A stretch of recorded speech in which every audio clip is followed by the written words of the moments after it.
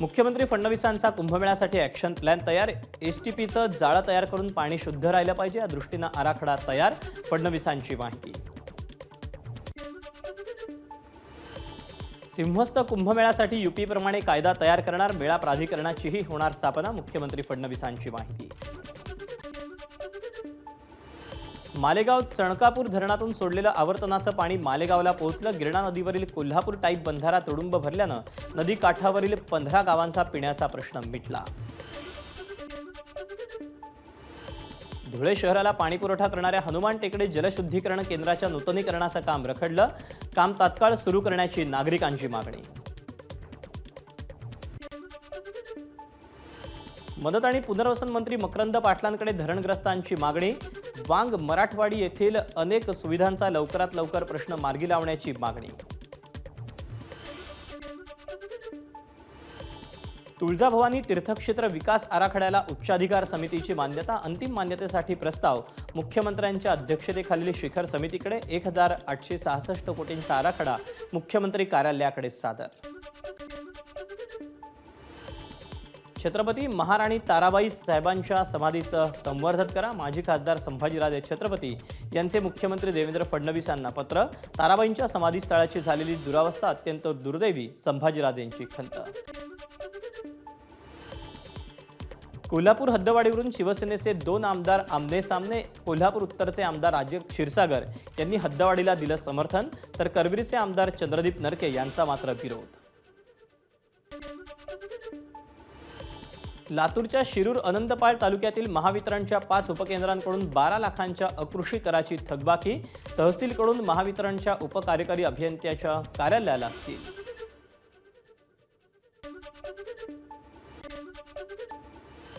गोंदियाच्या आमगावमधील विद्युत केंद्राच्या ट्रान्सफॉर्मरमध्ये बिघाड झाल्यानं विद्युत पुरवठा खंडित. लवकरात लवकर विद्युत पुरवठा सुरळीत करण्याची नागरिकांची मागणी. धाराशिव जिल्ह्यातील 170 मराठा आंदोलकांवरील गुन्हे निकाली. 13 प्रकारच्या गुन्ह्यातून मराठा आंदोलकांची निर्दोष मुक्तता. तिसऱ्या दिवशी बच्चू कडूंचं अन्नत्याग आंदोलन मागे. मंत्री भरत गोगावलेंच्या मध्यस्थीनं आंदोलन मागे घेण्याचा निर्णय. सरकार दिव्यांग बांधवांसाठी सकारात्मक विचार करून योग्य निर्णय घेईल. गोगावलेंचं कडूंना आश्वासन. सोलापूरच्या म्हाड्यात शेतीच्या वादातून शेतकऱ्याची हत्या. संशयित आरोपीच्या अटकेसाठी पीडिताच्या कुटुंबियांचं म्हाडा पोलीस ठाण्यासमोर 2 तासाहून अधिक काळ आंदोलन. रत्नागिरीत भारतीय बौद्ध महासभेचं आयोजन. सभेपूर्वी काढण्यात आलेली भव्य रॅली.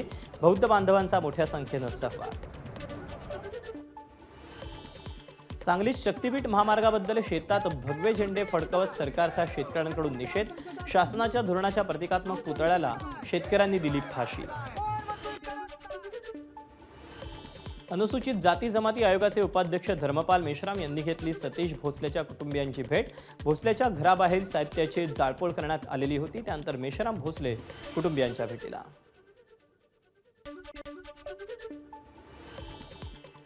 एका खोक्याबाईचं काय घेऊन बसल्यात. विधानसभेत सगळेच खोक्याबाई भरलेत म्हणून सगळे विषय बाजूला राहिले. राज ठाकरेंचा टोला. सतीश भोसलेच्या समर्थनार्थ धाराशिवमध्ये आदिवासी समाज आक्रमक. वनविभागाकडून सतीश भोसलेच्या घरावर केलेल्या कारवाईच्या निषेधार्थ तुळजापुरात रास्ता रोको. मुख्यमंत्री देवेंद्र फडणवीसांनी नाशिकमध्ये त्र्यंबकेश्वराचं दर्शन घेतलं. मुख्यमंत्र्यांच्या हस्ते मंदिरात पूजाही पार पडली. नाशिकमध्ये शहीद दिनानिमित्त मुख्यमंत्री देवेंद्र फडणवीसांचं शहीदांना अभिवादन. विभागीय आयुक्त प्रवीण गेडाम, पोलीस आयुक्त संदीप कर्णिक, जिल्हाधिकारी जलज शर्मा यांचीही उपस्थिती. कोकणातील स्थानिक बाजारपेठेत हापूस दाखल. हापूसचे दर मात्र सर्वसामान्यांच्या आवाक्याबाहेर. हापूसचे दर डझनाला 1200 ते 1500च्या घरात. लाल मिरचीच्या भावात घसरण. एपीएमसीमध्ये लाल मिरचीची आवक वाढल्यानं भावात घसरण झाल्याची माहिती. कांद्यावरील निर्यात शुल्क हटवण्याच्या केंद्र सरकारच्या निर्णयाचं सदाभाऊ खोत यांच्याकडून स्वागत. इथून पुढे कांद्यावर निर्यात शुल्क लावू नये, खोतांची मागणी.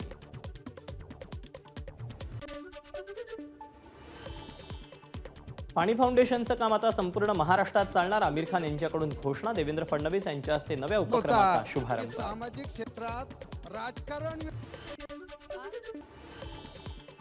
मुंबई गोवा महामार्गावरील पेण वाशी नाक्याजवळ मोठी वाहतूक कोंडी, वाहनांच्या लांबच लांब रांगा.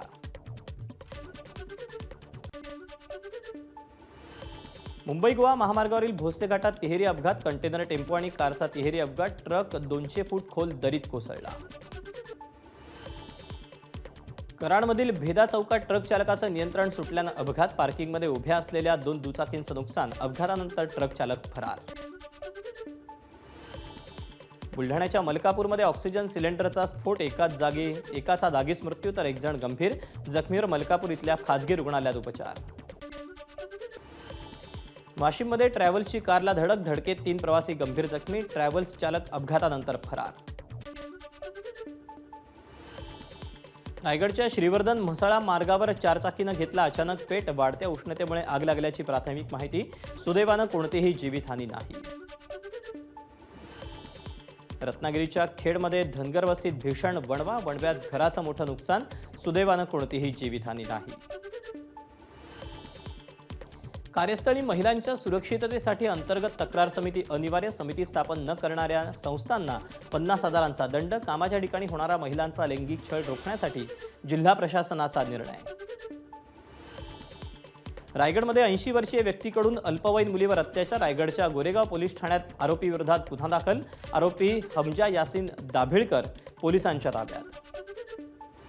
बोगस डॉक्टरच्या उपचारामुळे महिला गंभीर, गर्भपाताच्या गोळ्या दिल्यानं अतिरक्तस्राव, डॉक्टर शंकर कुंभार विरोधात गुन्हा दाखल, रायगड जिल्ह्यातल्या श्रीवर्धन इथला प्रकार. नंदुरबार जिल्हा परिषद शाळेची भिंत अचानक कोसळली, घटना पहाटे घडल्यानं मोठा धोका टळला, वारंवार तक्रार देऊनही शाळा दुरुस्त होत नसल्यानं पालकांमध्ये नाराजी.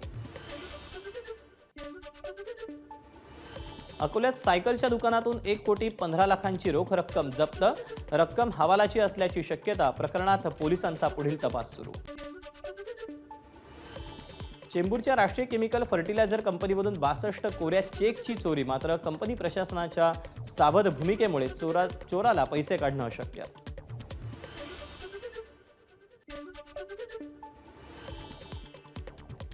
सोलापुरात वाहनांची चोरी करणाऱ्या 2 अट्टल चोरांना अटक, चोरलेल्या 9 दुचाकीही पोलिसांकडून जप्त. भंडाऱ्याच्या साकोलीत मोनो ॲग्रो इंडस्ट्रीजच्या पोल्ट्री फार्ममध्ये बिबट्याचा धुमाकूळ, बिबट्यानं 12 कोंबड्या केल्या फस्त, बिबट्याचा धुमाकूळ सीसीटीव्हीमध्ये समोर.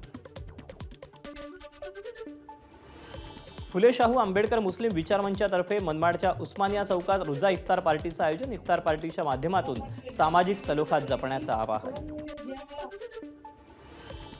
सांगलीच्या मिरजेत हिंदू मुस्लिम युवा मंचातर्फे रोजा इफ्तार पार्टीचं आयोजन, इफ्तार पार्टीला विधान परिषदेचे आमदार इद्रिस नायकवडी, जिल्हाधिकारी अशोक काकडेंसह हिंदू मुस्लिम बांधव मोठ्या संख्येने उपस्थित.